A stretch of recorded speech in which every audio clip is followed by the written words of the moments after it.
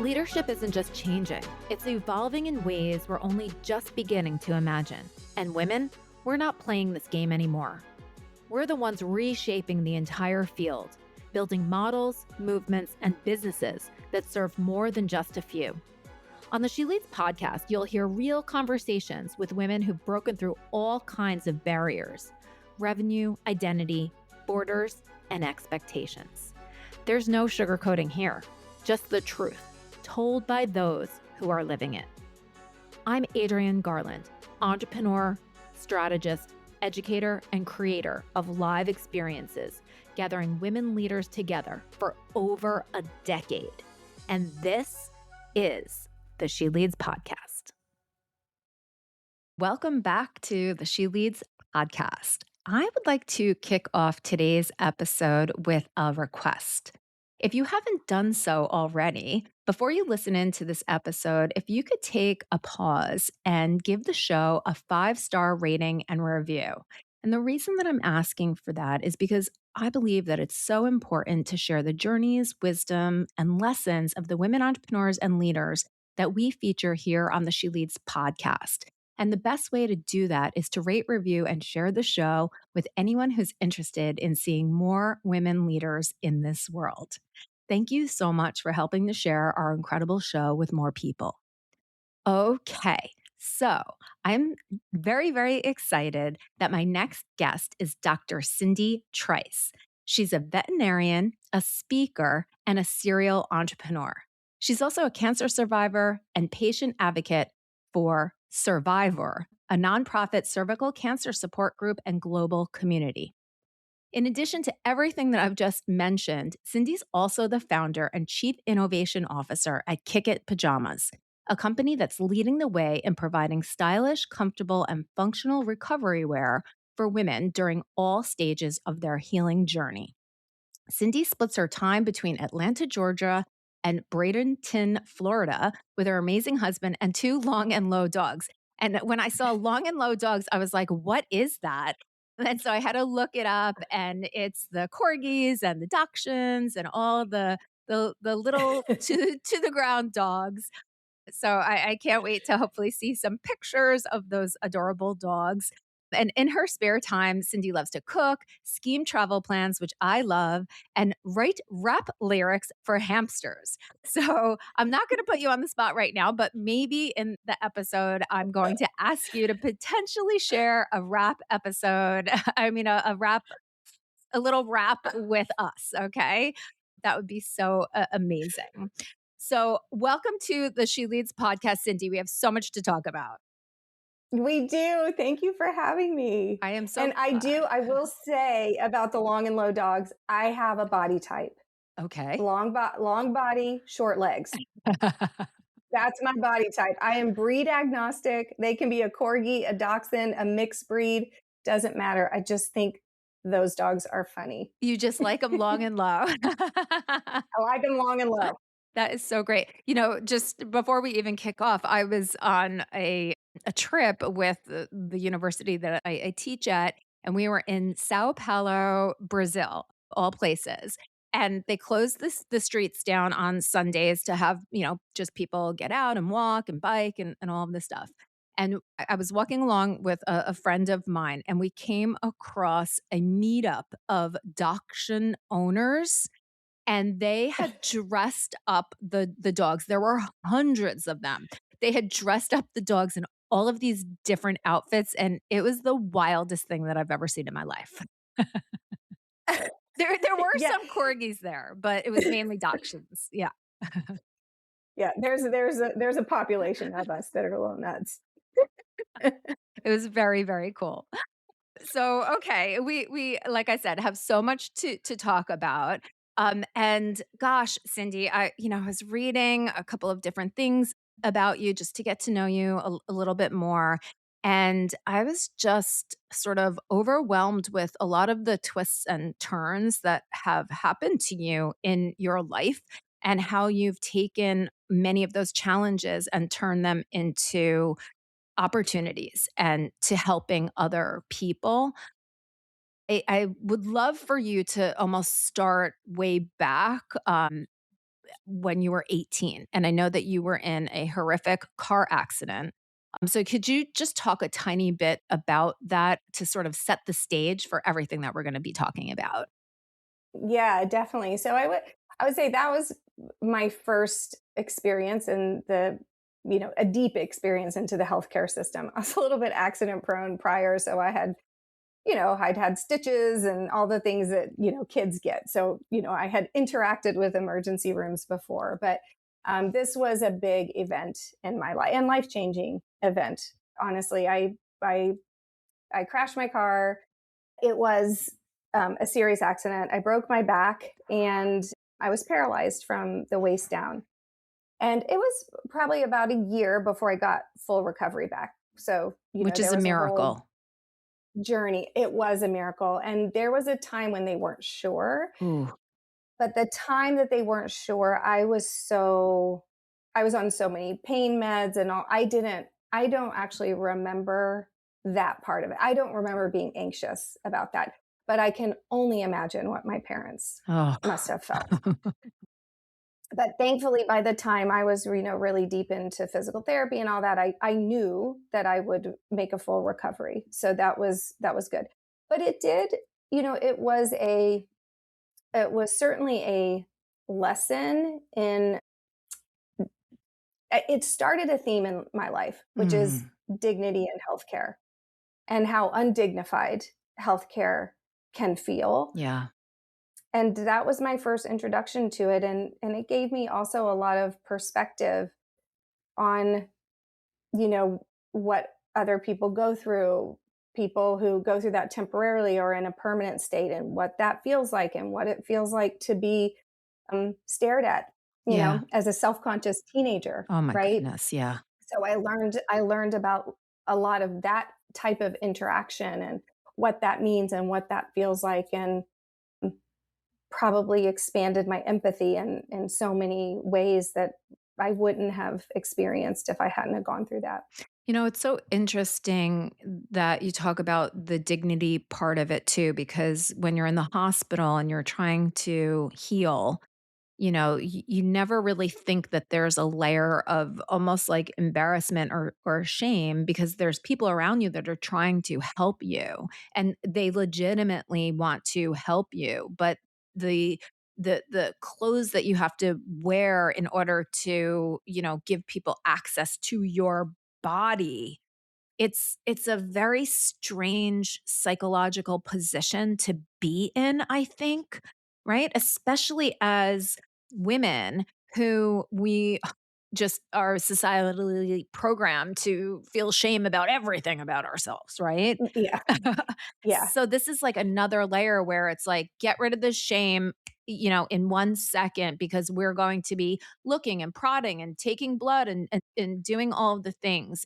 And you're wearing a sheet, basically, walking through hallways. Yeah, exactly. Or yeah, and the again, you add that layer of being a teenager, which, I mean, maybe every teenager is not like this, but I was a self-conscious Of teenager, like course. many Yeah. teenagers. So yeah, it was there was a lot of humiliation. I mean, they had to take care of everything. I couldn't, Yeah. have a urinary catheter. They had to take care of all those things. So I had to get over that really fast. Yeah. And and when they would have to move me to change me, and I mean, the idea for my company did not come about at that time, but I can't help but think that those experiences informed they embedded in me, in Yep. my brain somehow, and informed my thoughts about it later. Because one thing I do remember is the dressing, the Yeah. dressing and the undressing and the moving, like the having to move me Yeah. in different positions, and how sometimes that would be complicated, or um, or if I was out, like when I finally was out and able to see friends and I was in a wheelchair, the Mm, the difficulty of dressing and undressing, and still I wanted to look cute. of course. you know Yeah. I wanted to have cute clothes on, and I would be seeing my friends, and someone would be pushing me around the mall, like so I did think about clothing at the time and Yeah. how I was impacted by my physical state. Yeah, it's kind of wild. Of course, we don't ever want anything like that to happen, but it sounds like that is the origin story that sort of planted the seed for what was to come later. So I imagine that you were 18. Were you in college at that point? Not yet. I was Okay. actually in high school Okay. and actually graduated from high school in a wheelchair, Wow. Wow. Yeah. which was which was actually very I only laugh a little because do you remember those after school specials? Yes. Yeah, it was like an after school special, basically. It was actually very poignant and, I was bawling on stage and there was a Oh, standing ovation and there yeah. was, you know, it was very poignant and sweet and I of course was so embarrassed. Of course. Wow. Wow. So then you went off to college and at some point you decided to become a veterinarian. Can you talk Yes, about I did. all of that? Yeah, so I did. I had a windy path to become a veterinarian. It wasn't my first career. I went to college. I got a degree in mass communications. I worked in corporate video production, and then I was a freelancer for a while. Oh, And then wow.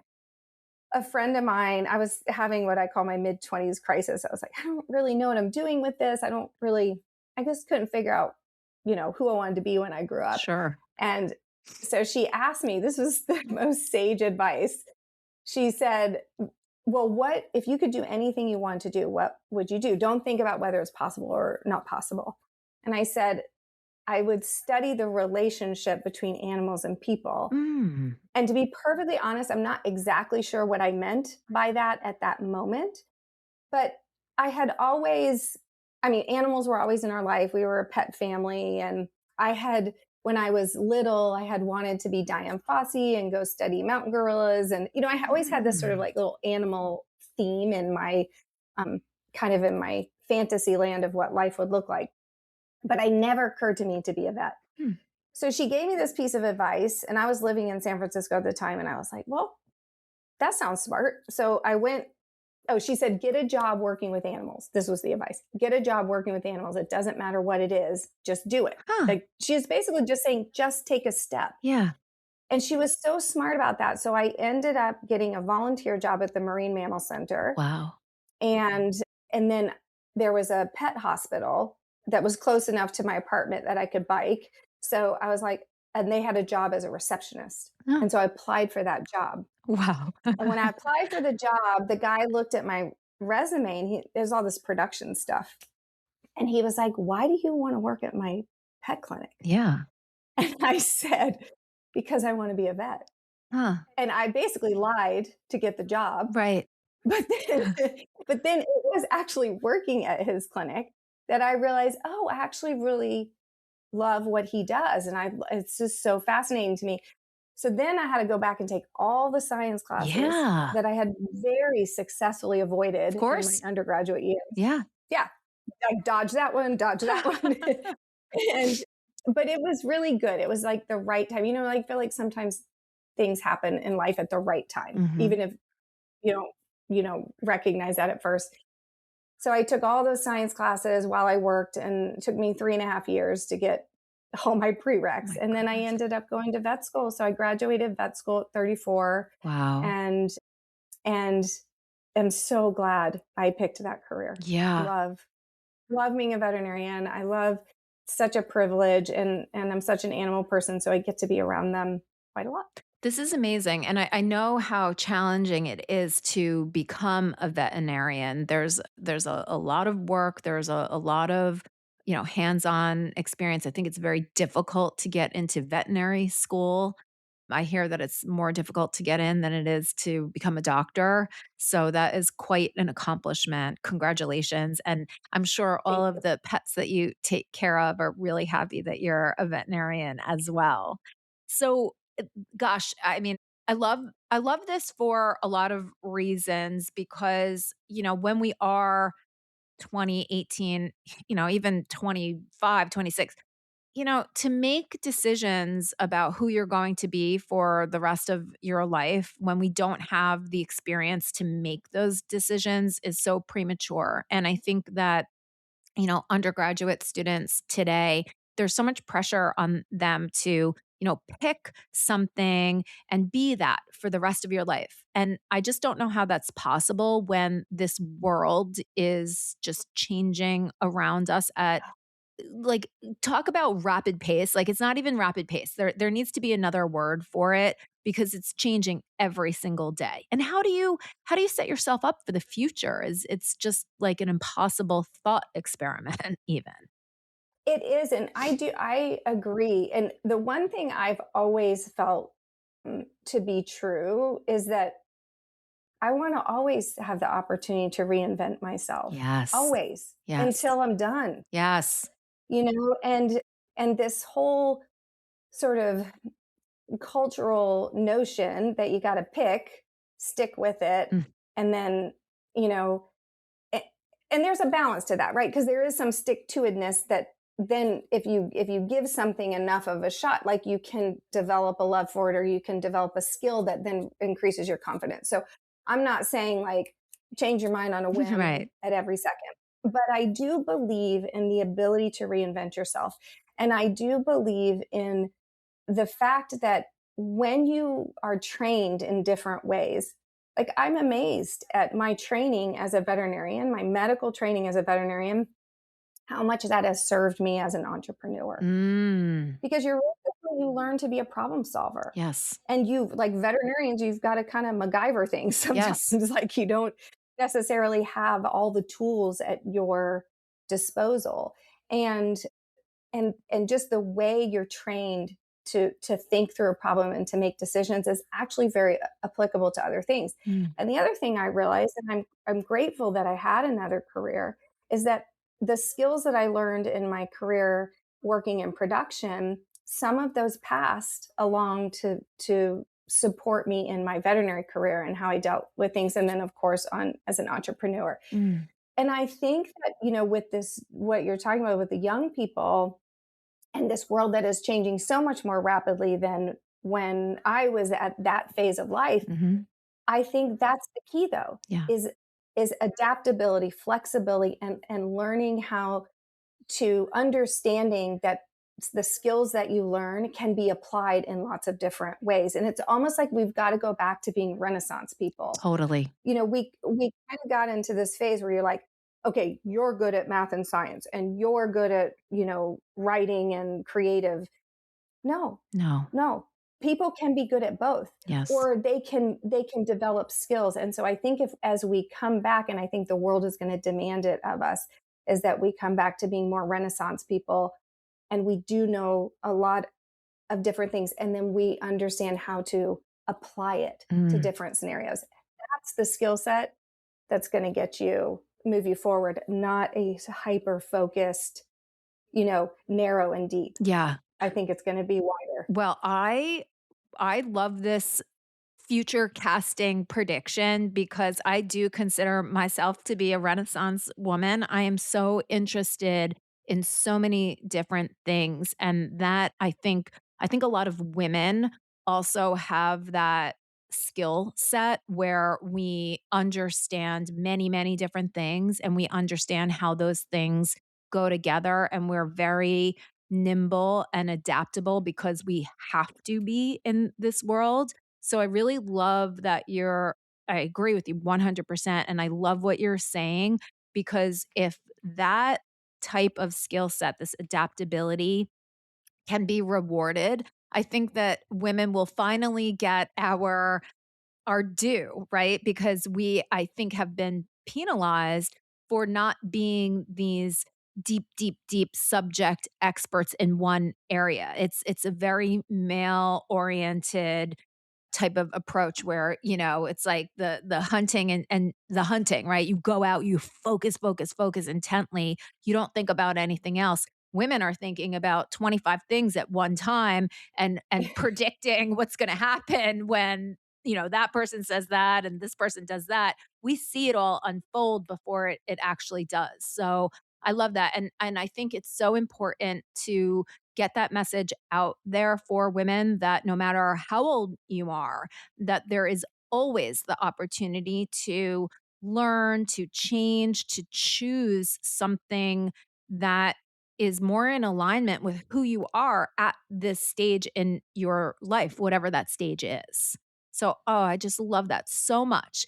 And so you okay, so it's almost like these big chapters in your life, right? The video production and communication, the veterinary school, and then like so many women, entrepreneur, right? Due to something that happened in our lives that transformed, that made us see things differently, that we want to then help others with. Can you talk about this next chapter in your journey with your company that you've co-founded now? Yeah, and this is where I feel like life just kept serving me things like, Here's the next Cindy, you need to be here's the awful thing. thing, and you need to focus on dignity in healthcare. And Yeah. so right when I graduated vet school, I was in an internship. I'd only been there a couple months. Um, I was diagnosed with advanced stage cervical cancer. Oh, And oh, y'all, I mean, it was terrible. It was terrible. yeah. And you know, this will do my little PSA. If you have a cervix, get it checked. Yeah. I was someone who was good about going to my annual appointments and all those things. And somehow I went from never having an abnormal pap smear to having advanced stage cancer. Jesus. Everyone was surprised by that. Who knows? Sometimes, again, it's just bad luck. Life just throws you something really bad. But it is a cancer that is preventable, right? Mm, We have a vaccine now. Like no one should have cervical cancer.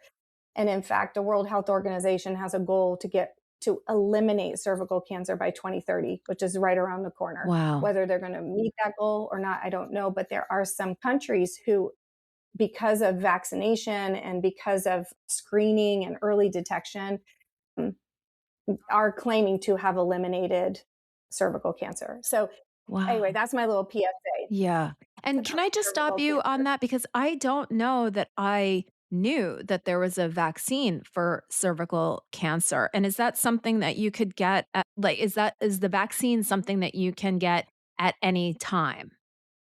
No, it's Okay. recommended for, so it's the HPV vaccine because Okay. That's okay. 90 something percent, I don't want to get the numbers wrong, but 90 something percent are caused by the HPV vaccine, Got it. which over 80% of sexually active people will have HPV. Yep. You just may not have may never know you have it. And hopefully you don't have, there are certain strains that are more likely to cause cancer. Oh, The HPV vaccine has been around for decades. yes. It has Okay. been proven to be very safe. And, and they recommend young Younger. girls and boys Yes.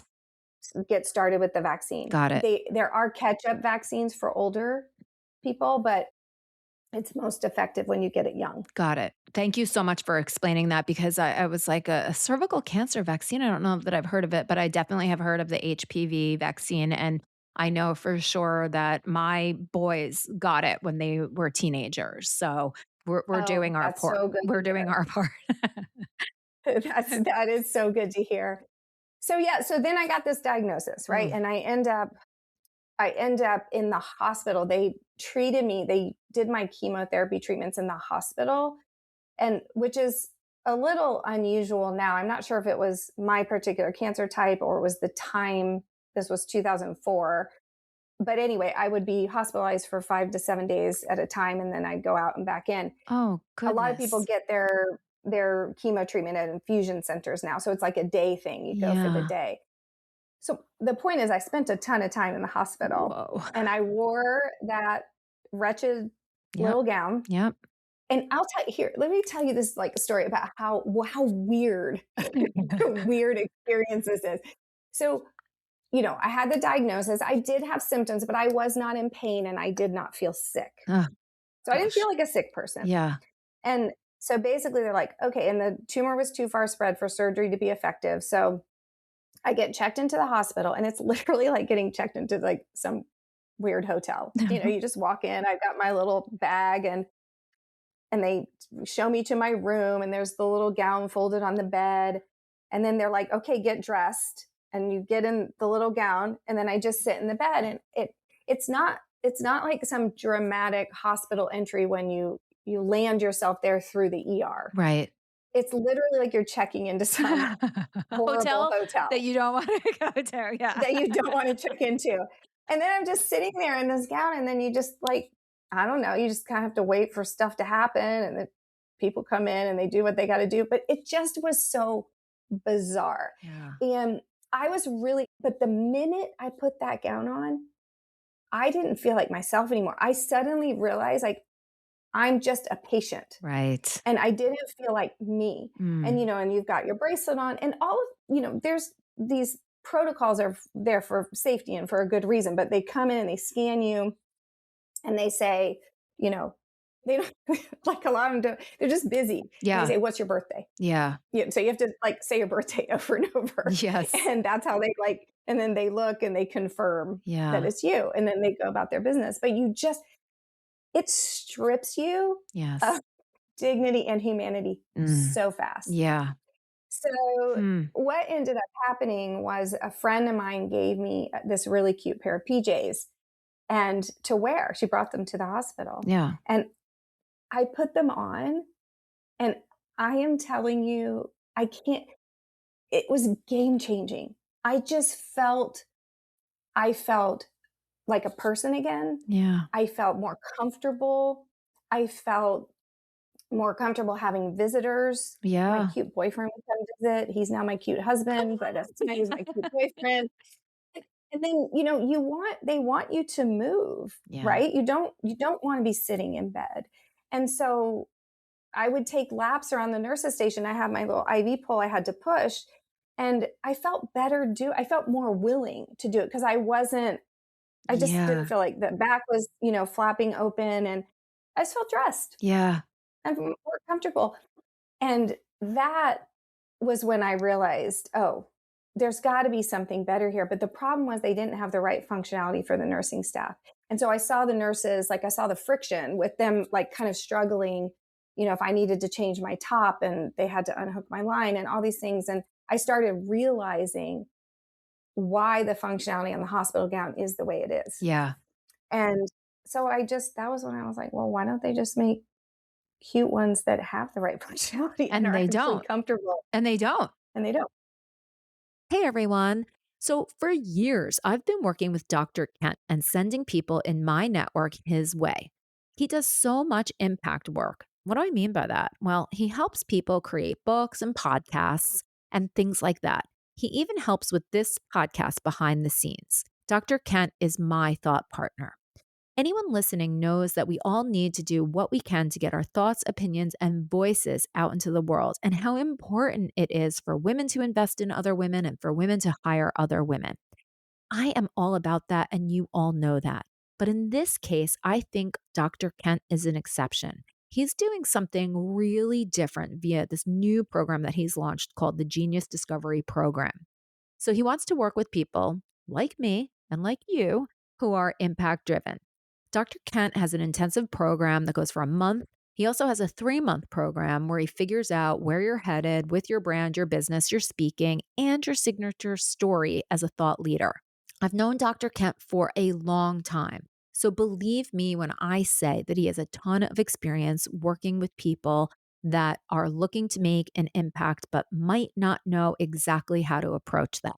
So if you're interested in talking to him, you can go directly to talktokent.com, or you can send me a DM on Instagram at She Leads Media, or just shoot me an email over at hello@sheleadsmedia.com. So I You went out. So you went through your treatment, and thank God everything is okay. That is Right. incredible. And I'm so sorry that you had to go through that at all. Right. But I'm so happy that you made it through and you are radiant and healthy and amazing. And then you decided, okay, in addition to being a veterinarian, I'm going to start this business. So you don't take it easy on yourself, I gather. Yeah, but from and this is another, actually, I think this is kind of a nice lesson, that that whole thing that we talked about reinventing yourselves and kind of being open to opportunity and being adaptable and all those, this is in that same realm. So Yes. from idea Mhm. to launch was 16 years. Whoa.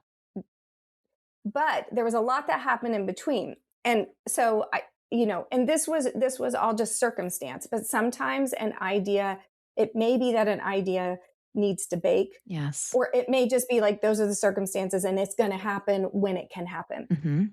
But so I had the idea in 2004. I just sat on it until, because I had to get better. And then I was trying to be a vet. And I'm a new vet and I'm like learning what I'm doing there. And in about 2008, I was like, you know what? I'm not, that idea is still like just sitting there. Mm. And so, I mean, I don't know anything about like clothes or fashion or manufacturing or Sure. kind of stitching or anything. I just do, that's not my area of expertise. And but I went to a fashion school. One thing I do know how to do is I just know how to talk to people. And I'm not afraid to reach out to people. And Mm. I'm not afraid to get, crickets Yeah. or a no or something like that. Like I feel uncomfortable with it, but it's not something I'm afraid of. It doesn't stop you. It doesn't stop me. Exactly. So I reached out to a fashion school, and I um, just reached out to all these different professors there. Hmm. And finally, someone responded. And I said, hey, I have this idea. Can you help me make prototypes? I have no idea how to make prototypes. And I can't sketch either, but I sketched in my 5-year-old way, like something that looked roughly like what I was thinking. And they Yeah. were able to interpret that and work with me and come up with prototypes. So I came up with prototypes. I came up with some branding. I always knew I wanted to call it Kick It, This is because amazing. people kept telling me, Cindy, you're going to kick this thing, right? Wow. Like that's just a common phrasing. Yeah. And so that was why I named it Kick It. And then if people look at the logo, you'll see the K is kicking the C, Yes. because we want to be a company that helps kick cancer off the planet. Love We it. want to be a company that we can give back in a way that our donations are impactful. Yeah. So that's where the Kick It came from. So I came up with all those ideas and all this kind of stuff. And then I worked on it for years, but I just couldn't. I was doing it by myself. I was bootstrapping. I couldn't figure it out. I was trying to be a vet, and I had gotten married, like live a life. And so I threw it in the closet. Fast forward almost a decade, a friend of mine who always loved the idea, Mhm. and she and I have known each other since the 4th grade, and she's a business person. Wow. She has her MBA and, just has been in business world. She said, hey, you know that idea you had? Can we pull that out of the closet? Because I just met these 2 women Hmm. who own a children's clothing company, and they're interested in doing something else. So they have the expertise. Wow. So the 4 of us came together. We got together in I think late 2018. And we spent 2019 kind of doing research and kind of resurrecting what was good about the idea, what needed to be worked on. And then we launched in December of 2020. This is incredible. Yeah. So Wow. that's how long an idea can sometimes take to bake. Yeah, and it's not that if those same set of circumstances happened earlier, you would have launched it then, but it needed all of that time for other people to also almost water that seed of an idea, and that's the Hmm. thing that really made it come to life, because if you had tried to do it totally on your own, it wouldn't be the same. You wouldn't have that same expertise. You wouldn't have your other friend who's the business person. Like the stars and the moon aligned. And then you seized that opportunity at that time. And that is just so incredible. I read that you had the three other co-founders, and I think this is a really important lesson too, because I do think that so many women have these incredible ideas, and we don't always have the areas of expertise to launch our company. So, how did that? I would love for you, and I know we're going a little long, but I would love for you if you would, to kind of explain what that whole process was like, because I think more women would launch businesses if they knew how to bring others into their business and sort of not lose their place in the business too, because this was your idea, right? This was your Mhm. idea. Someone came in and said, "I will help you." But then there were other people that also had expertise. So how did you kind of figure all of that out and maintain your area of expertise and also have like ownership in the business collectively? Yeah, and I mean, we had a lot of conversations about that.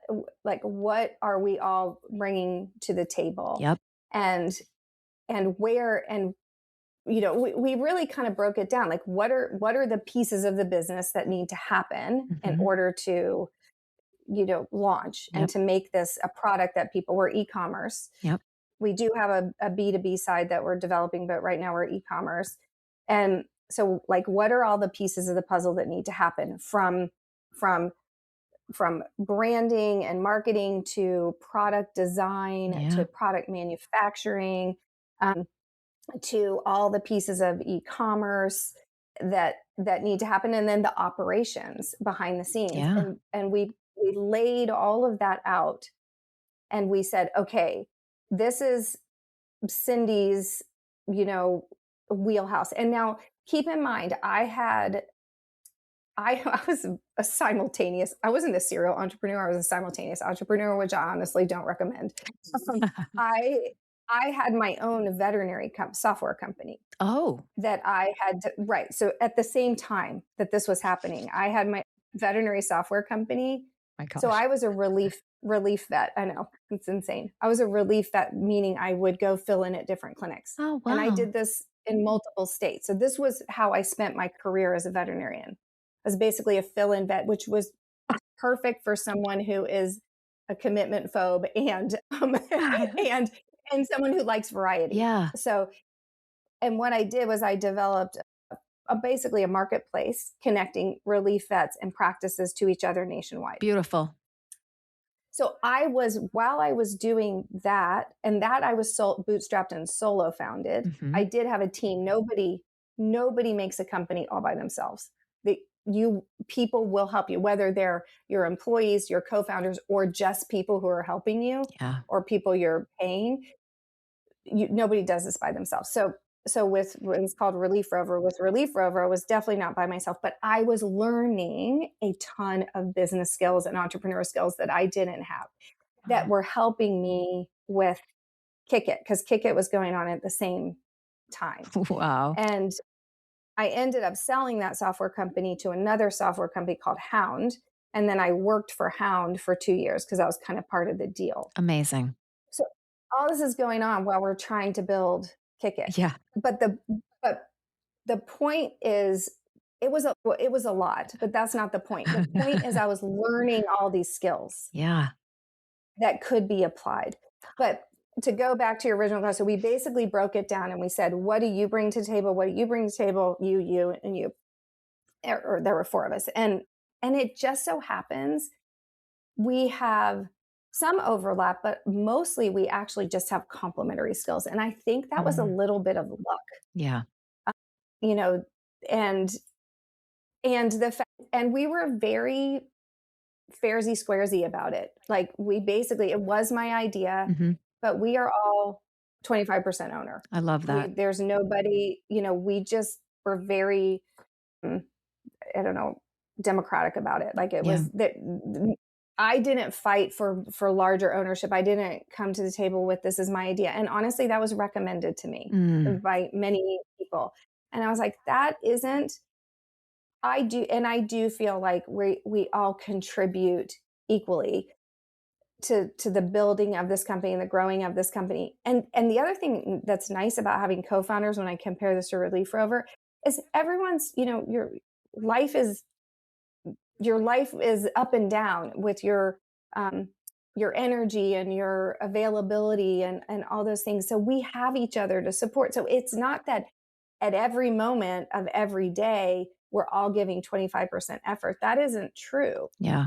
But it evens out. Mm. And we are able to, when somebody is having to back away, I was a caregiver for my elderly parents for the last 6 years, and like a hands-on caregiver, which also informed all this dignity in healthcare. Wow. But there were times when I was like, I can't be as available. Yeah. And so the other team members would step up, and then it just goes back and forth. You get my point.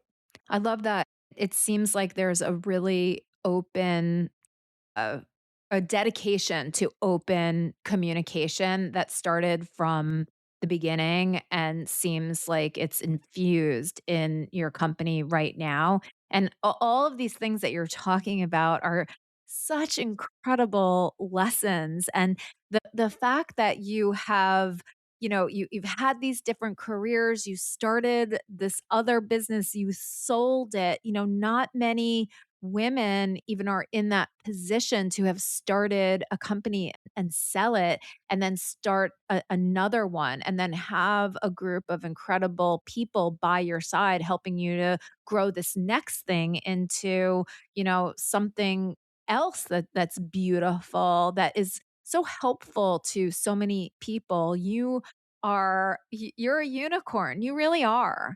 And Oh, I admire that so much, and so many people can learn from your story. And I think that what's really interesting about you is you seem to also move through these things with a lot of grace and presence. You don't seem to, be trying to get to the next thing. You're sort of in it, you're learning it, you are absorbing the lessons, and then you're taking the next step when it feels right. And I can feel that from you, and I admire that because I think often entrepreneurs, especially women, we feel so much pressure on ourselves, like to get it right, to do it at the right time.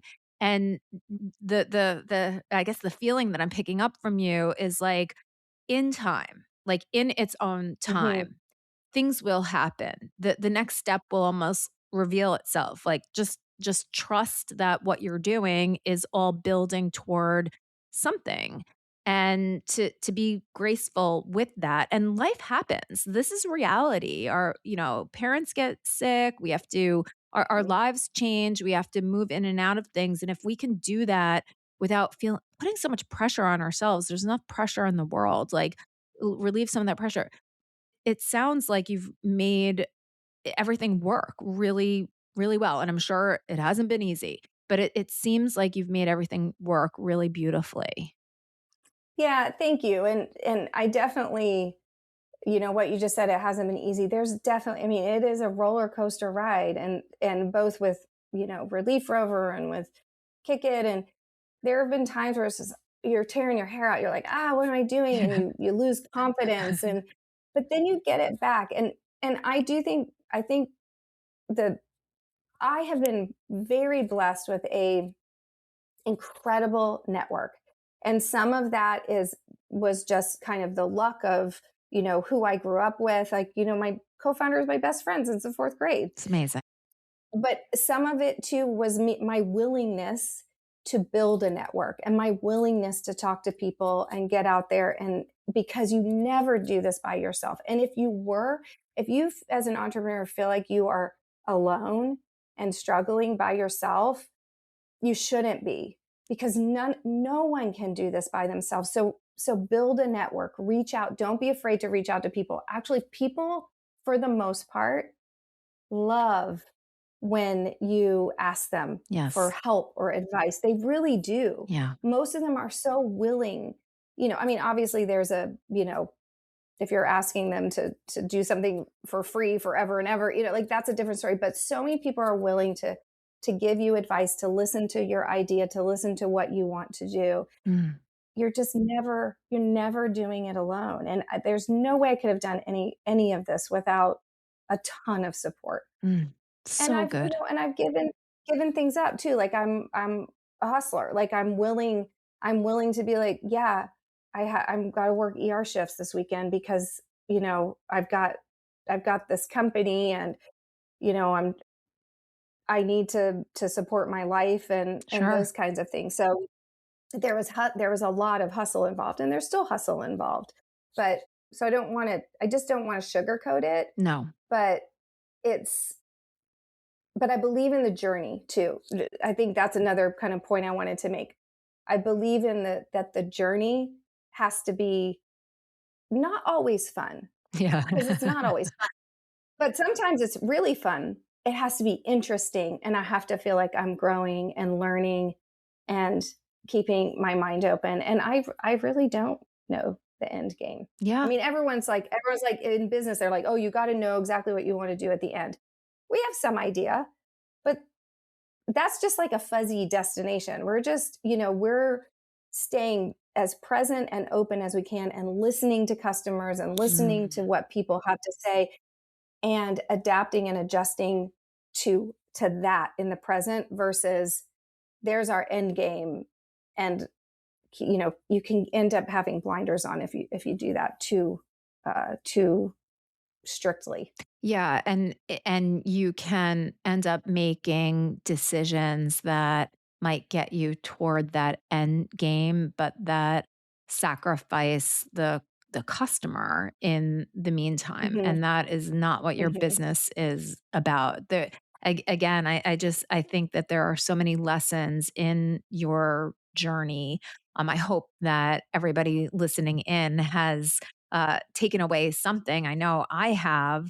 And I really appreciate you spending so much time and taking me through everything because it does sound like it was a wild ride. And I hope that there are absolutely smooth waters ahead, that like no other challenges that are like life changing come up, and that everything, obviously works out beautifully. One of the things that I just wanted to let everybody know is that Kickit donated these beautiful fuzzy slippers with the skid proof bottoms, and they are absolutely beautiful. I mean, I cannot emphasize when they came, I was like, what are these things? Because they were so cozy and comfortable, and we gave them away as part of our gift bags at our Pitch the Media event that we had a couple of weeks ago, which was a tremendous success. But I have a couple of them left. So if you're still listening in, I would love for you to tag both She Leads Media and Kickit Recovery on Instagram and let us know that you listened into this episode. And then I'm going to pick 3 people to send these amazing, cozy, what are the I wanna call them socks, and they're not socks. They're I slipper mean, they are. socks. They're slipper socks, I guess. Slipper Yeah. socks, the most beautiful, cozy slipper socks, and I'm here in New York, and it's still cold, so we are not even into springtime yet, so they're just so beautiful and cozy and comfortable, so I would love to choose 3 people that are listening in to this episode today. Don't forget to tag Kickit Recovery and She Leads Media and let us know that you've listened into this episode, and share any lesson that you have learned from it. Cindy, how can people get in touch with you? How can they, look at the whole array, the whole line of your recovery wear, and where can they buy it? Yeah, so we're at Kickit Recovery Wear on social media. We're kickitrecoverywear.com is the website. And the name of our company is, by the way, Kickit Recovery Wear. We did change from Kickit Pajamas because we ended up having a whole line for, outside of the hospital, outside of, you know, recovering at home. And Cindy at kickitpajamas.com because we haven't changed the email yet. Got it. So Okay. I'm Cindy at kickitpajamas.com. And for any listeners out there, I'm always happy to be a resource. So if someone wants to, you know, email me, if someone wants to talk to me, I'm an open book and happy to talk to anyone about entrepreneurship and, and just lessons that I've learned over time and happy to be an ear for people. So just know that. Thank you so much. This was such an amazing conversation. I really loved learning more about you and this whole entire journey. And I can't wait to see what's next. So thank you so much for spending time with us here today. We really appreciate everything you're doing. Thank you for having me.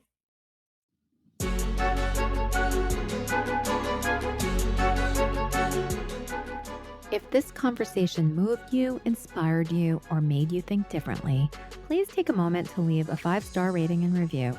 It's not just about boosting the show, it's about amplifying the voices of women entrepreneurs who are leading with vision, building with purpose, and shaping what's next. We need more of these conversations in the world right now, don't you think? And if someone came to mind while you were listening, someone who matters to you, send this episode to them. If there's something on your mind about leadership, legacy, or what's next, I want to hear it. Head to sheleadsmedia.com/voice and leave a voice memo or note. Your insight might just help shape a future episode. Make sure to follow the show and come back next week for more conversations you won't hear anywhere else. Thank you so much for listening. This is the She Leads Podcast Network.